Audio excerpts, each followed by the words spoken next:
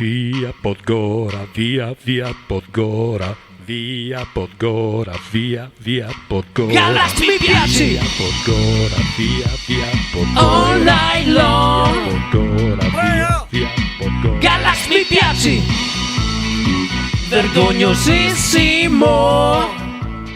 Buongiorno a tutti, un momento perché ridi, vai, già il mondo è così, allora siamo con, abbiamo Ranieri che ci sta spiegando della cometa che potremo vederla già questa sera, vedo? No, io Oggi non si vede? Oggi no, allora, chi l'ha vista ieri sera bene, chi non l'ha vista amen. Abbiamo Pilosio e abbiamo il titolare, non c'è Vincenzo, non c'è Fabio, probabilmente. E allora mi viene spontaneo perché venerdì prossimo farò un piccolo interventino di ernia inguinale e allora mi vengono due bazzellettine così che c'era, sai, questo qui che entra, no? Entra nella sala operatoria e il chirurgo comincia a dire, sai, stai tranquillo, ce la faremo, ce la farai, tranquillo, non preoccuparti, così là, e il paziente, ma in questo caso io, no, guardi dottore, che io non ho né paura né niente, no, sto parlando con me stesso. Quindi il chirurgo bisogna stare attenti. L'altra,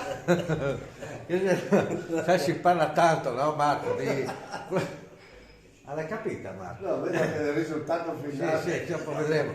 E gli fa, che gli dice, sai, che problemi di prenotazioni, tanto tempo, eccetera. E questo vecchietto di 98 anni si presenta al CUP lì all'ospedale come per fare un'ecografia. Allora arriva lì, signorina buongiorno, numero 7. Signorina buongiorno, mi dica, vorrei fare, mi ha detto il miele di fa che le sanca, vediamo, ecografia, addome, sì.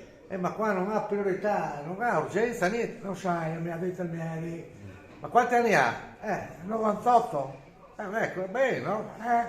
Ma comunque guardi, con questa carta qua, sono problemi qua, aspetti che vedo nel computer, e qua andiamo al 24 febbraio del 2028 per un'ecografia, è il vecchio.